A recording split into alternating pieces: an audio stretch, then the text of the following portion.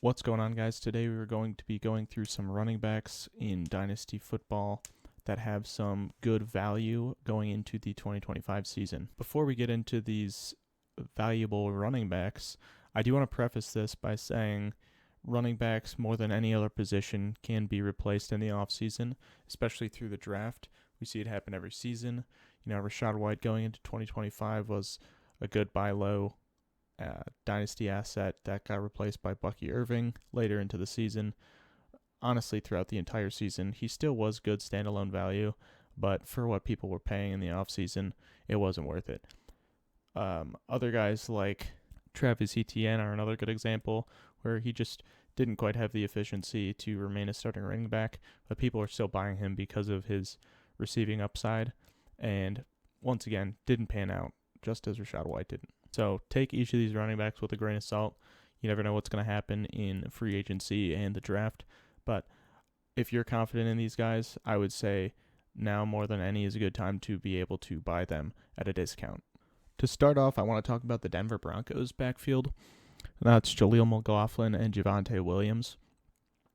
This is not me telling you to go buy Javonte Williams and Jaleel McLaughlin. I do not believe in them as dynasty assets moving forward. If you can get them for quite literally nothing, I would say it doesn't hurt to take a shot. But both of these guys rushed for significantly less than their expected rushing yards. Their expected rushing yards on the season were both around 500 to 600 yards, and neither of them really hit those numbers. Their expected yards per carry were both in the mid fours, so 4.3 and 4.7 for each of them respectively, and neither of them hit those numbers.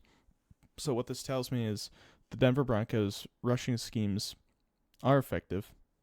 They just need a talented running back to be able to maximize that potential. So I'm going to go ahead and say invest in the Broncos backfield with the hopes that they do draft someone or bring in someone from free agency, like a veteran running back for cheap, and they are able to maximize their rushing offense, because I do believe that this offense is something that you should be investing in, especially with Sean Payton calling plays and Bo Nix behind under center. So invest in the Broncos running backs. Just hope that Jaleel McLaughlin and Javonte Williams aren't the RB1 in this offense moving forward, because there is a lot of potential there. It's just not being realized yet. And as I mentioned with the Broncos running back situation, look for them to invest in a veteran running back in free agency. Some guys hitting free agency are Aaron Jones, I think, is probably the best running back hitting free agency. That could be a big target. But this is a good segue. In general, in Dynasty, you can invest in veteran running backs who are proven to be efficient and fantasy point producers for not very expensive, especially in the offseason. Guys like Derrick Henry, who is 31 years old now. Aaron Jones, who is 30 years old. Christian McCaffrey, who will be turning 29 before next season. These are all guys that are going to be RB1s in their offense moving forward for the foreseeable future. And these are all guys that are going to produce consistent fantasy points for you each week. And you're going to be able to invest in them for a relatively inexpensive price. Just as an example for you, on Keep Trade Cut, Aaron Jones is currently ranked as RB35. So some value adjacent guys, you can get Aaron Jones for a late second this year, or guys like Rachaad White, who he's kind of getting phased out. We saw in the playoff game that the Buccaneers just played, he literally was on the field maybe 15% of the snaps. He only got 2 touches. So the Buccaneers are clearly favoring Bucky Irving. Another value adjacent player, Jake Ferguson. Are you willing to have a decent, high quality running back for Jake Ferguson, who is definitely performing under expectations this past season? Part of that was due to an injury. Part of that was also due to Dak Prescott not being available. But would you trade Aaron Jones for Jake Ferguson? I think I would, no doubt, especially if you have, another tight end who can perform. And the way tight ends play out in fantasy each season, there are streaming options who are going to be just as effective, if not more effective, than guys who are, heavy investments like Jake Ferguson was in the past. So, in summary, invest in veteran running backs who have their backfields under control. Wait to see where Aaron Jones goes in free agency. His price is going to be lower before he picks a team. If he goes back to the Vikings, he's going to be very effective. He had a sneaky good season. He had almost 1,500 all-purpose yards on the season. He's going to be a very, very cheap option in terms of how much you have to give up for him. And he's one of those veteran running backs who hasn't really lost a step as he gets older. He's still very effective. Then guys like James Conner, every single season it feels like people are fading him because he's getting old and running backs don't age well. He keeps producing, so why would you keep fading him? Guys like Derrick Henry, who are literal robots and never slow down, is another great option for inexpensive investment that can continue to produce at a extremely high level in the next 2 to 3 seasons. But we are here for running back investments, guys who I like that are valuable enough to invest in. I think their prices right now on sites like Keep Trade Cut are low for what I think they are of value. So first up on the list is going to be Jonathan Taylor. Now, Jonathan Taylor just finished up his 5th season in the NFL. He is currently locked in through his age 27 season, which is 2026, and there is a potential out for him to get out after 2025 as well. Now, throughout the season, Jonathan Taylor was pretty inconsistent, but down the stretch, as the Indianapolis Colts offense sort of hit their stride, but kind of just figured out their identity more than anything, which was running the crap out of the ball. Jonathan Taylor really started to shine once they figured that out. When Anthony Richardson was on the field early in the season, Jonathan Taylor was kind of a running back one upside type of play. If he scores, maybe he gets a running back one type of week, but most of the time he was a running back two. And we saw as the season progressed, that started to change. Down the stretch, weeks 15 through 17, the playoffs, Jonathan Taylor was probably the best running back in the entire league during that time frame. Taylor's big knock is his injury history. His past 3 seasons, he has missed time due to ankle injuries, which can obviously be a red flag, especially for a running back.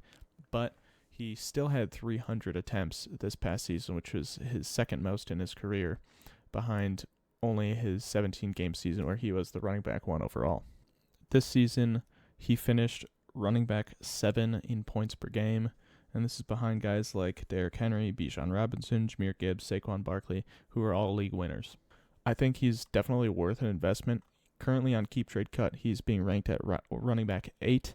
I think he should be ranked ahead of guys like Kyren Williams. He might be considered to be ranked ahead of Breece Hall and Bucky Irving, but those guys are younger and they have a pretty good hold on their backfields without that injury history that Jonathan Taylor has. But in terms of value adjacent players overall, we're talking guys like Kyren Williams, who, in my opinion, the Rams' backfield is always a revolving door. There's always a chance that someone else takes over. I think Blake Corum was technically more efficient than Kyren Williams, but Kyren Williams obviously has the touchdowns that he scored and that massive streak that he started the season with. I don't know how much you're able to keep that up. It's not something that I'm huge on. So if I was offered Kyren for Jonathan Taylor straight up, which is something that probably would never happen, I'd probably take that. Other guys are Baker Mayfield and Brock Purdy. In a super flex, that's obviously a big question, but if you're a running back needy team and you have the quarterbacks to spare, that's an offer that I would send 100% of the time. That's an offer I would take 100% of the time if I had the depth at quarterback to be able to afford that trade. I think Jonathan Taylor feels older than he is, partly because he's been in the league for 5 years, partly because he's been injured 3 times now. But he's still just turned 25. He's got a lot of time left on that running back clock, and if we're playing Dynasty in 3-year windows, he's only going to be 28 3 years from now. And I think he has the ability and the potential, especially with a developing Colts offense, to be that running back one potential player that he was 2 to 3 years ago. Next running back on this list has lost a lot of value this past season, partly because of injury, partly because his backup performed just as good, if not better than he did when he was healthy, and that's Kenneth Walker III from the Seattle Seahawks. In my opinion, this is just a value play. I think going into the season, Keep Trade Cut valued him as the running back 5 overall, and throughout the season with the injuries, with Charbonnet performing, he has now fallen to running back 12. He's still 24 years old, which is younger than guys like Chase Brown, James Cook, Kyron Williams. He was a young prospect coming out of college, so he's still young today. I think everyone knows what the potential is.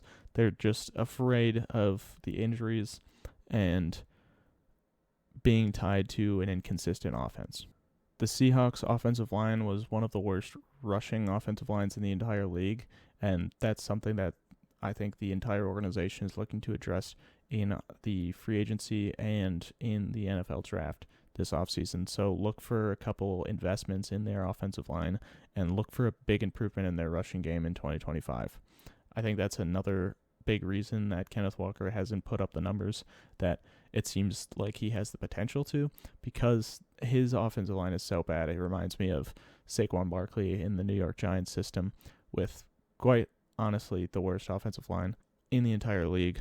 This past season, we saw Saquon go from the New York Giants, who ranked 32nd in run blocking in 2023.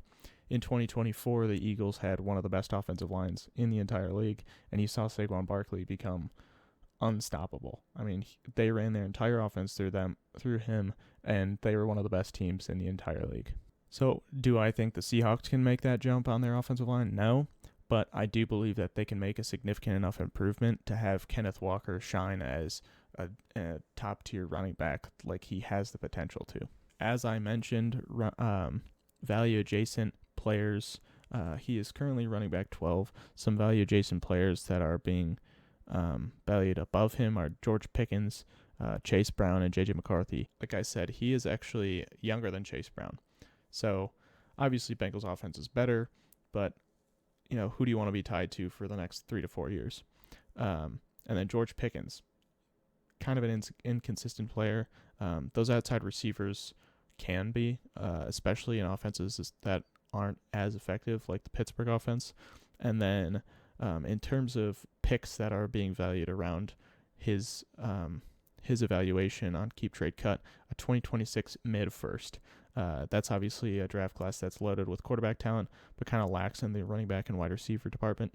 So maybe that's something you want to flip for Kenneth Walker, especially if you're a team that's contending for a championship this next season. My last running back investment going into the 2025 season is a guy who has honestly been one of the biggest surprises in terms of dynasty and fantasy running backs as a whole. Going into the season, Keep Trade Cut had him as the running back 53. Finishing the season, he's now running back 15. Now, you might be saying to yourself, why would I invest in that guy? He's currently, he's jumped 40 spots in the rankings. Why would I invest in him if everyone's so high on him? Why would I invest in him if, it doesn't feel like there may be more space for him to develop in terms of his potential? I think, first of all, it's Chuba Hubbard. Chuba Hubbard has at least another year as running back 1 to himself. Do the Panthers invest in another running back in the draft or free agency? It's really hard to say. If anything, it'd be a bridge guy because Jonathan Brooks is still there. They still invested draft stock in him. He was a second-round pick, but do you give up on him because he tore his ACL a second time? I don't personally think so, but the Panthers might. It's just a matter of, do you believe in Chuba Hubbard enough to keep that running back 1 role while Jonathan Brooks is hurt? personally, I think looking at his 2024 season, you'd be an idiot not to. They just signed him to that extension because they believe in him to, if not have that running back one role, complement Jonathan Brooks in a way that they can be that Sonic and Knuckles, David Montgomery, Jahmyr Gibbs type of backfield. Obviously not to the level and extent that they are performing at, but enough to the point where he's a good option in their offense to be a change of pace back that Jonathan Brooks can't have this massive workload, especially with his injury history when he does become healthy. But Chuba Hubbard, for at least one more season, is going to have this massive role in this offense. And with the development of Bryce Young, I don't see how you could not like where this offense is going.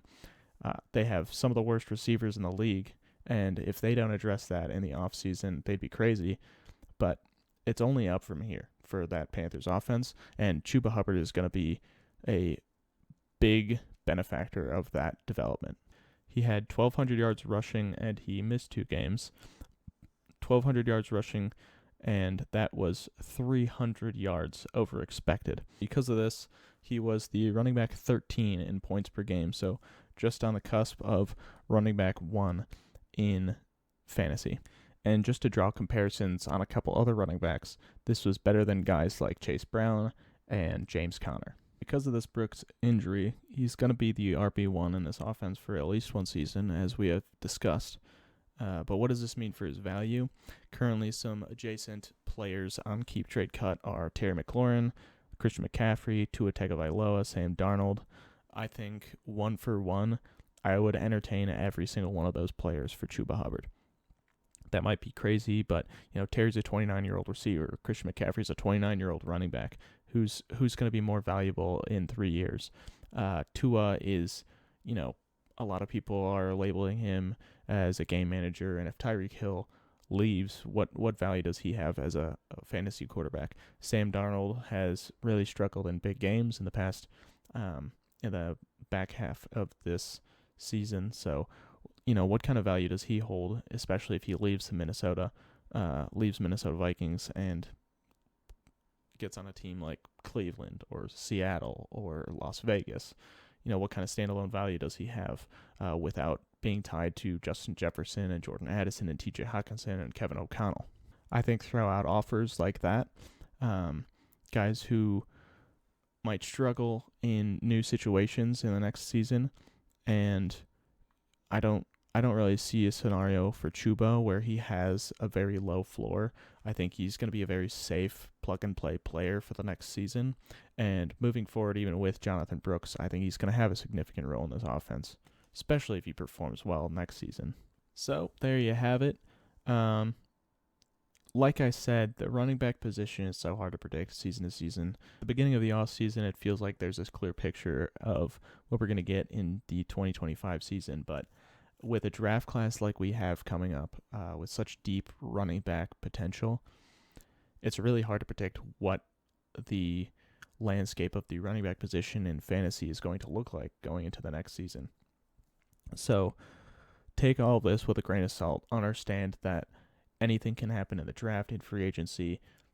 Any running back that you may love who is undervalued could get replaced moving into the next season. Guys that seem like they have the backfield locked in might not, and that's something that you have to accept in Dynasty if you're holding on to these guys. But just understand that the guys that I'm highlighting are guys that are going to have a significant role in the next 2 years, or situations that I like for running backs moving forward. As I mentioned, the Broncos running back, they don't even have one that I like. I'm just saying this is an offense you want to invest in. They have high-quality run blocking. They just don't have running backs that are realizing that potential.